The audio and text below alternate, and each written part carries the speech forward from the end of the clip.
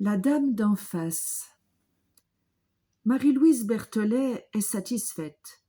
Son déménagement s'est bien passé. Elle a réussi à vendre les meubles qui ne pouvaient pas trouver place dans son nouvel appartement. Elle a gardé les tableaux auxquels elle tenait le plus. Son 2 pièces est agréable et spacieux. Il donne sur une cour intérieure qui paraît calme à souhait. En bas, des arbres, des fleurs et des oiseaux. Elle caresse Mitsu, sa chatte siamoise, sa seule compagnie depuis que ses 2 enfants ont pris leur vol. « Alors, Mitsu, tu crois que tu vas te plaire ici?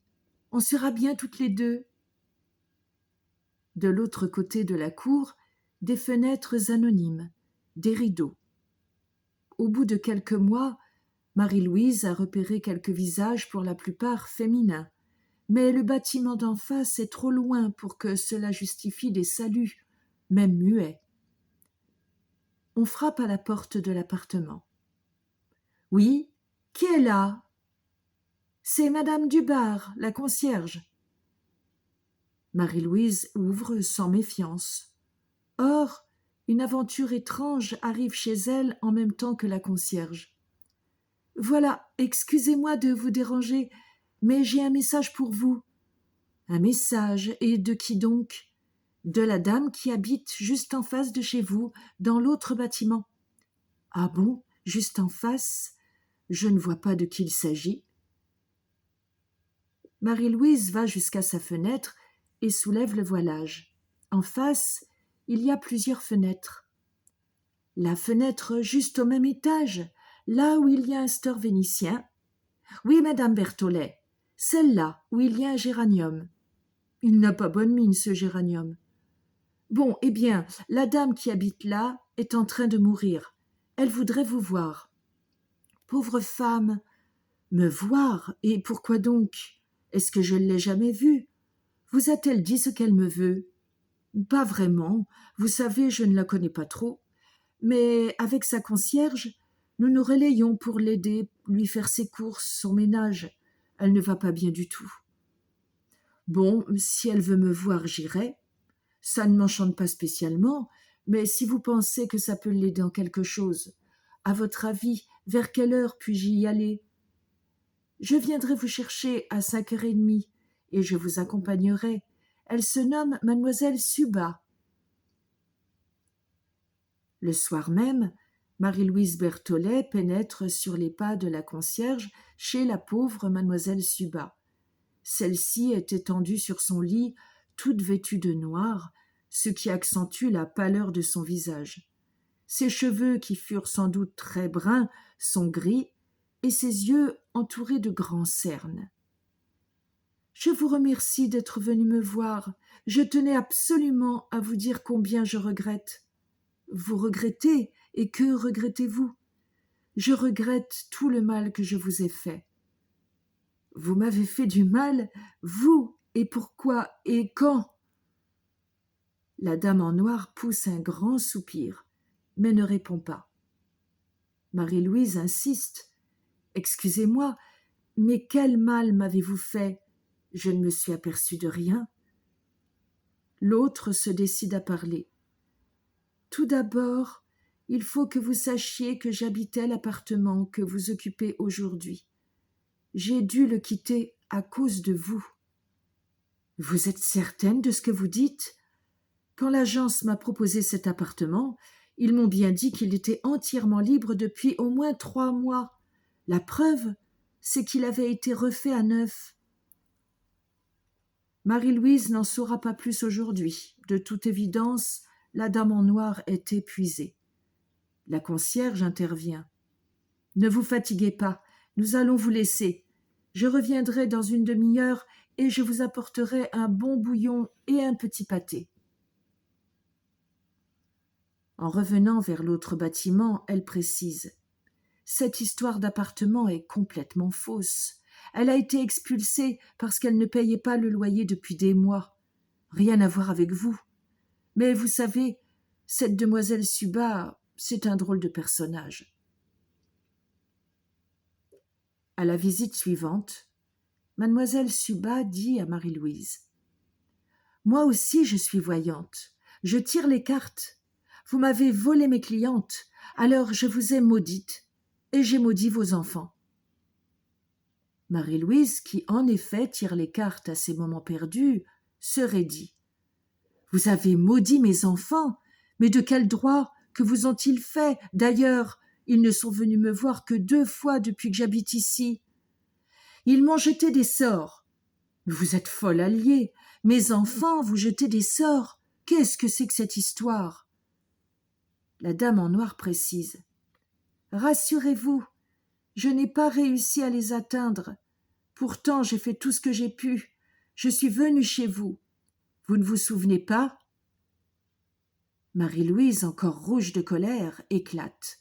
« Vous, chez moi, mais quand ça? Vous avez gardé la clé. Vous vous êtes introduite chez moi en mon absence. Ça alors, c'est le bouquet. Et que veniez-vous faire de chez moi? » « Mais non, pas en votre absence. Vous étiez là. Vous ne vous souvenez pas ?» Marie-Louise a du mal à respirer. Est-ce l'atmosphère de cette chambre mal aérée? Est-ce le relent de médicaments? Mademoiselle Suba poursuit d'une voix un peu éteinte. « Vous ne vous souvenez pas? Au printemps, une nuit. » Marie-Louise se souvient soudain d'une visite étrange.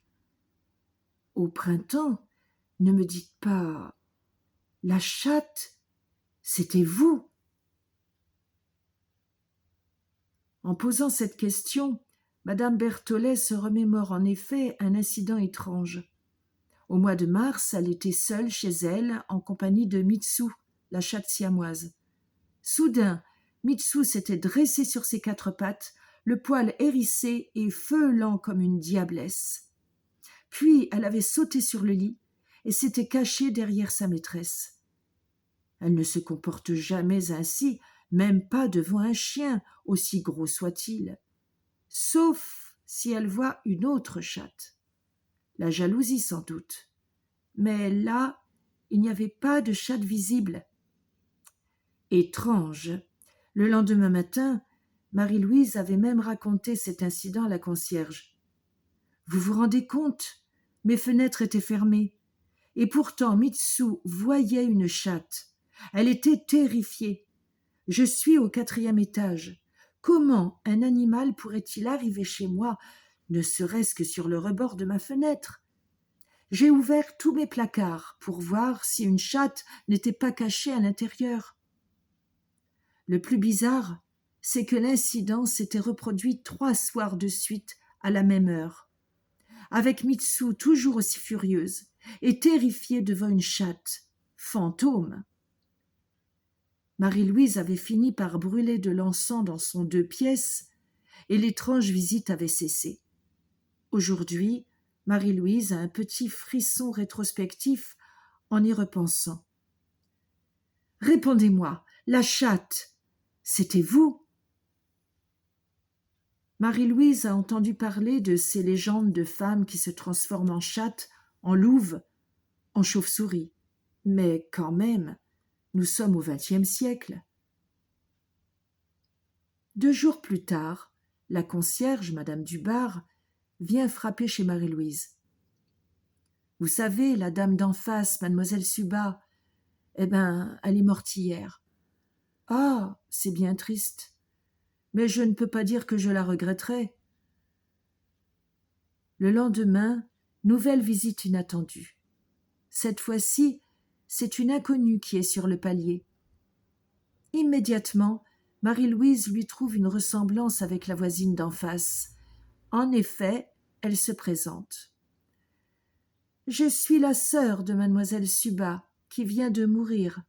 Je vous ai apporté des papiers qu'elle désirait vous remettre. » La dame tient dans ses bras 2 tiroirs de bureau pleins à ras-bord de papiers en vrac.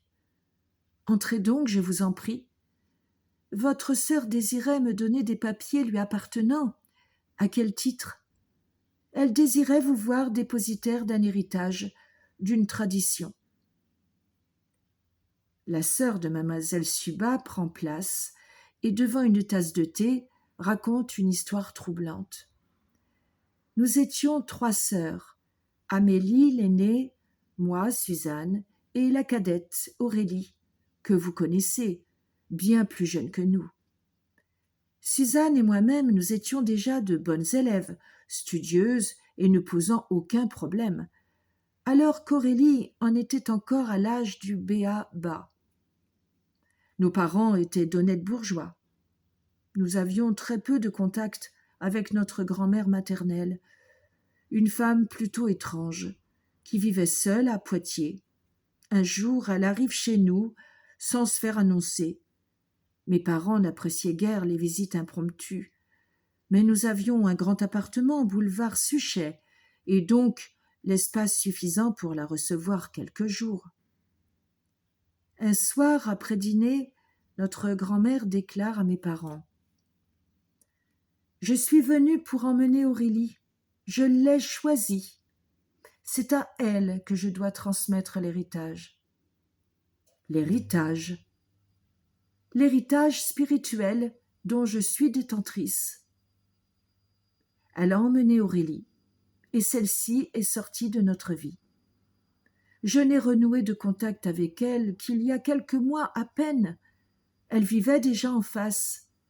Elle m'avait parlé de vous. Elle me disait: « Je la hais, mais je ne peux rien contre elle. Elle est plus forte que moi, car elle donne de l'amour. Moi, je ne peux pas. » Voilà pourquoi je vous remets ces papiers. Faites-en ce que vous voudrez. Une fois la visiteuse repartie, Marie-Louise se met à trier les papiers en question. Elle découvre un rituel de magie intitulé « Les commandements du maître » et toutes les formules qui permettent de se changer en loup, serpent et chat. Le jour même, Marie-Louise le brûle.